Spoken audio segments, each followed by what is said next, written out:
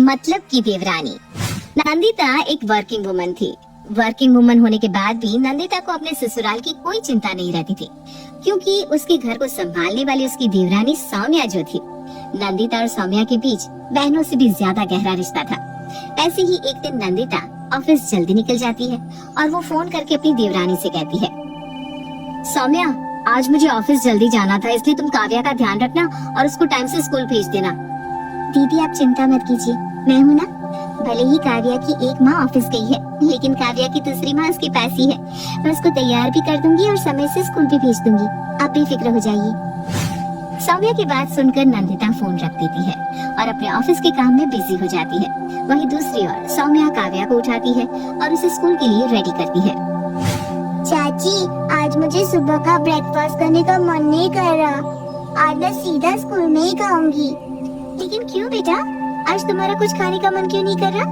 तुम्हारी तबीयत तो ठीक है ना? देखो, अगर तुम्हारी तबीयत ठीक नहीं है तो मुझे बता दो, मैं अभी डॉक्टर के पास ले जाऊंगी। पर पेट भरा भरा सा लग रहा है, इसलिए आज सुबह का ब्रेकफास्ट छोड़ दो ना। नहीं बेटा, मैं तुम्हें खाली पेट स्कूल जाने नहीं दूंगी। अरे तुम्हें पता नहीं है क्या कि सुबह का ब्रेकफास्ट कितना जरूरी होता है? चलो जल्दी से अपना ब्रेकफास्ट खत्म कर लो। अरे थोड़ा खाओ, लेकिन कुछ खाकर जाओ। सौम्या का काव्या के प्रति इतना प्यार देखकर उसकी सास मुस्कुराती है और कहती है, जानती है ना वो तुझे कितना प्यार करती है। हाँ दादी, मैं जानती हूँ चाची मुझे बहुत प्यार करती है। सब जानती है तो क्यों परेशान कर रही है अपनी चाची को? अगर तू अपनी चाची को परेशान नहीं करेगी तो वो जल्द से जल्द इस घर में एक छोटे बाबू को लेकर आएगी। बाबू चाहती है ना तू? हाँ मैं चाहती हूँ चाची, अब जल्दी से इस घर में बाबू लेकर आओ, फिर मैं और बाबू दोनों साथ में खूब मस्ती करेंगे।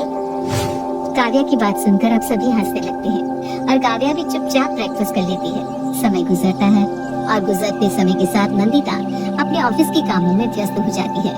वहीं काव्या सौम्या के बेहद करीब आ जाती है। ऐसे ही एक दिन काव्या अपनी माँ के पास जाती है और अपनी माँ से कहती है, माँ कल पेरेंट्स मीटिंग है, पेरेंट्स का आना जरूरी है, तो आप कुछ टाइम के लिए ऑफिस छोड़कर मेरे स्कूल आएंगे? अरे बेटा, अभी क्लोजिंग चल रही है ना, और इस क्लोजिंग में मैं ऑफ नहीं ले सकती। एक काम करो ना, तुम अपनी चाची को बोल दो, वो तुम्हारे साथ तुम्हारे पेरेंट्स मीटिंग में चली जाएगी। ठीक है माँ, मैं चाची को अभी बोल कर आती हूँ। काव्या खुशी खुशी अपनी चाची सौम्या के पास जाती है।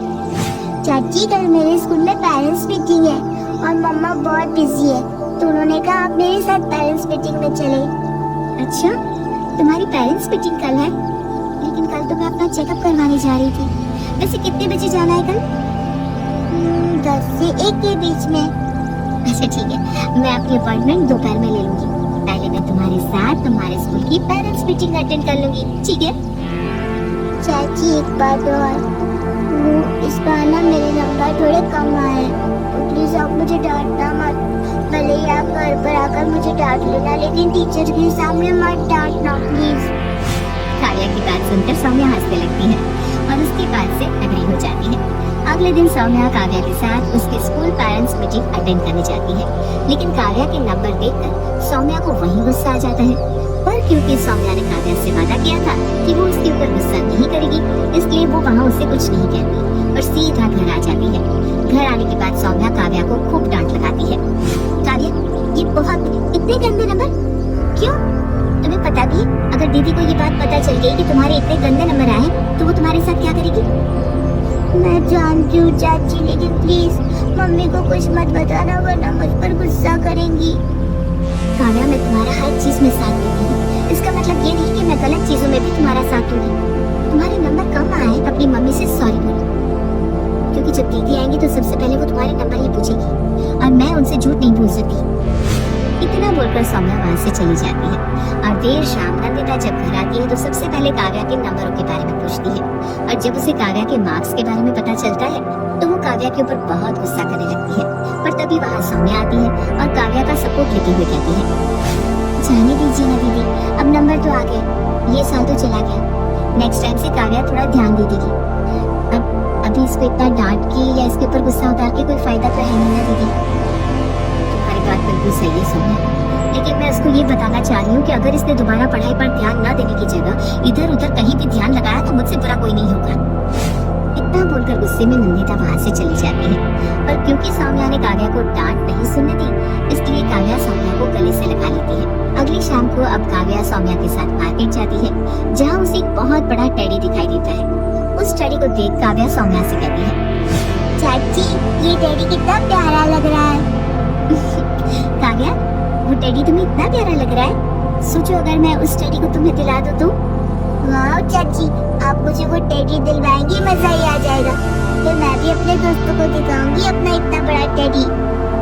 लेकिन तुम्हें मुझसे एक वादा करना होगा कि तुम इस बार अच्छे से पढ़ोगी और अच्छे नंबर लेकर आओगी। हाँ बिल्कुल, मैं इस बार बहुत अच्छे से पढ़ूंगी, बहुत अच्छे नंबर लाऊंगी। काव्या की बात सुनकर सौम्या अब उसे वो बड़ा टेडी दिला देती है। और जब काव्या और सौम्या घर आते हैं तो वो अपनी सास की सहेली रीमा को देखती है। रीमा को देखकर सौम्या उसे नमस्ते करती है। अरे आंटी जी आप यहाँ? नमस्ते नमस्ते, आप यही रुकिए, मैं अभी आप लोगों के लिए कुछ लेकर आती हूँ। अरे सौम्या बहू तो अभी बाहर से आई है, थोड़ा रेस्ट कर ले, तुझे भी आराम की जरूरत है, आखिर तो पेट से जो है। हाँ जी, आराम तो होता ही रहेगा, लेकिन उससे पहले मैं आपको चाय पानी तो दे दूँ। अरे आप भी तो डेली डेली नहीं आती ना।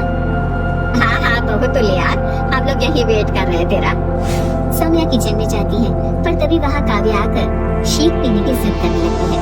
और उसको इस तरह जिद करता देख सौम्या सबसे पहले उसके लिए शेक बनाती है। सौम्या का इतना अच्छा नेचर और इतना प्यार देखकर रीमा सुनीता से कहती है, सच में सुनीता, तेरी दोनों बहुएं लाखों में एक है। देख, छोटी बहू नंदिता की बेटी काव्या को किसी चीज की कमी नहीं होने देती। इस तरह काव्या की एक नहीं बल्कि दो माँ है। रीमा की बात सुनकर सुनीता को काफी गर्व महसूस होता है। समय गुजरता है और गुजरते समय के साथ सौम्या को एक प्यारा सा बेटा होता है। सौम्या अब अपने बच्चे के साथ काव्या का भी ख्याल रखने लगती है, लेकिन सौम्या का बेटा अभी काफी छोटा था, इसलिए वो एक साथ सबका ख्याल नहीं रख पा रही थी। ऐसे ही एक दिन सौम्या घर का काम कर रही थी, तभी उसका बेटा रोने लगता है। अपने बेटे को रोता देख सौम्या घर के कामों को छोड़ उसके पास जाती है और उसे चुप करवाने लगती है। पर तभी काव्या भी अपनी चाची के पास आती है। चाची मुझे भूख लग रही है, कुछ खाने को दो ना। हाँ काव्या, मैं तुम्हें अभी खाने को देती हूँ, तो मुझे 5 मिनट का समय दो। 5 मिनट में तुम्हारा छोटा भाई चुप हो जाएगा, उसके बाद मैं खाना दे दूंगी। हाँ। सौम्या काव्या को ये बात बोल ही रही थी, तभी वहाँ नंदिता आ जाती है और सौम्या की सारी बात सुन लेती है। नंदिता कुछ बोलती उससे पहले सौम्या अपनी जेठानी से कहती है, दीदी आरुष रो रहा है, काव्या को भी भूख लगी है, एक काम कीजिए ना, मैं आरुष को चुप करवा रही हूँ, तब तक आप काव्या को खाना दे दीजिए प्लीज। हाँ क्यों नहीं, मैं काव्या को खाना दे देती हूँ, तुम आरुष को संभालो। नंदिता किचन में जाती है और अपनी बेटी के लिए खाना निकालने लगती है। खाना निकालते हुए वो सौम्या की बात सोच रही थी कि किस तरह वो अपने बच्चे को चुप करवाते हुए काव्या को इग्नोर कर रही थी। क्या सच में सौम्या काव्या को इग्नोर कर रही थी या ये सिर्फ मेरा वहम है? नंदिता उस बात पर ज्यादा गौर नहीं करती और वो अपनी बेटी का खाना निकाल कर दे देती है। अगले दिन सौरभ शहर से अपने घर आता है और वो अपने बेटे के लिए ढेर सारा सामान लेकर आता है। अपने चाचू को घर आता देख काव्या के मन में एक चाह पैदा होती है और वो भागते हुए अपने चाचू के पास जाती है। चाचू आप आ गए, आप इतने समय बाद आए, मेरे लिए क्या लेकर आए? मेरे बच्चे, मैं तेरे लिए बहुत कुछ लाया हूँ और तेरे छोटे भाई के लिए भी। इतना बोलकर सौरभ अपने कमरे में चला जाता है, पर ये सब वहाँ बैठी नंदिता देख रही थी। उस समय तो वो कुछ नहीं बोलती, लेकिन वो चुपचाप अपनी देवरानी के कमरे के बाहर खड़ी हो जाती है। तभी उसकी बेटी भागते हुए अपनी चाची के कमरे में जाती है और एक बार फिर से कहती है, चाचू दिखाओ ना मेरे लिए क्या लेकर आए हो। हाँ काव्या, मैं अभी आपको दिखाता हूँ, तो पहले नौकर आ जाओ, तब तक आपकी चाची आपको अपना सामान दिखा देगी, ठीक है? सौरभ तो वहाँ से चला जाता है और सौम्या का ध्यान भी अपने बेटे पर लगा रहता है, लेकिन ये सब दूर खड़ी नंदिता देख रही थी।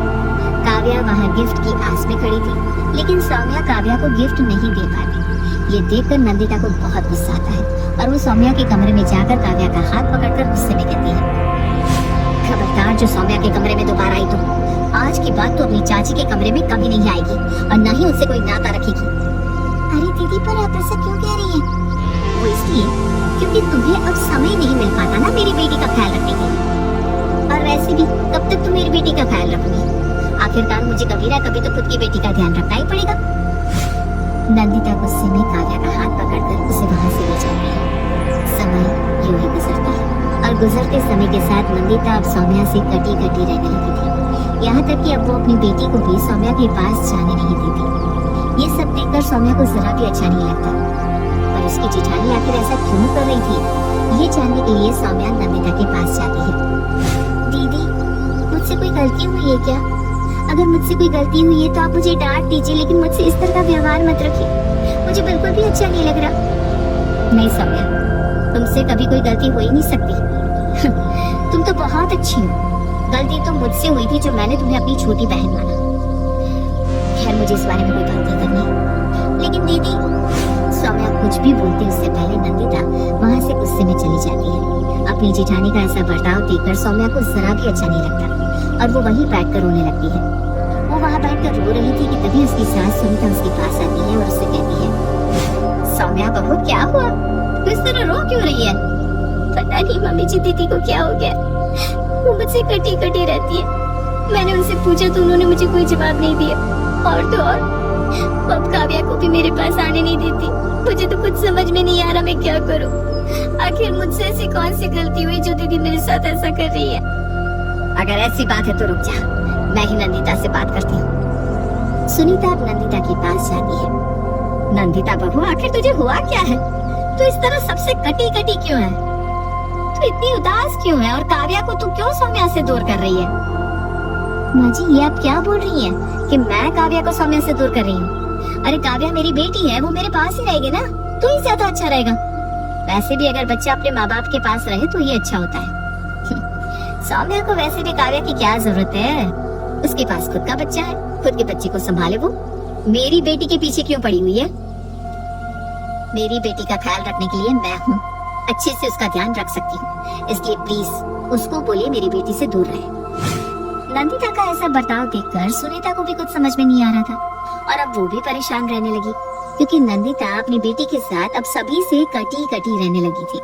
घर का ऐसा माहौल देख सुनीता अब ठान लेती है कि वो अपने घर का माहौल ठीक करके ही रहेगी। इसलिए सुनीता अब नंदिता और सौम्या को आमने सामने बिठाती है और उन दोनों से बातचीत करती है।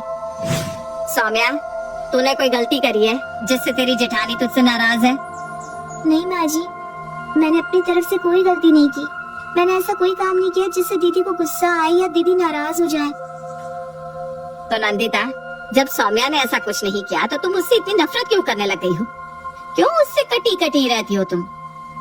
हाँ, सौम्या ने मेरे साथ कुछ नहीं किया, लेकिन सौम्या ने अपने और मेरे बच्चे में भेदभाव किया है।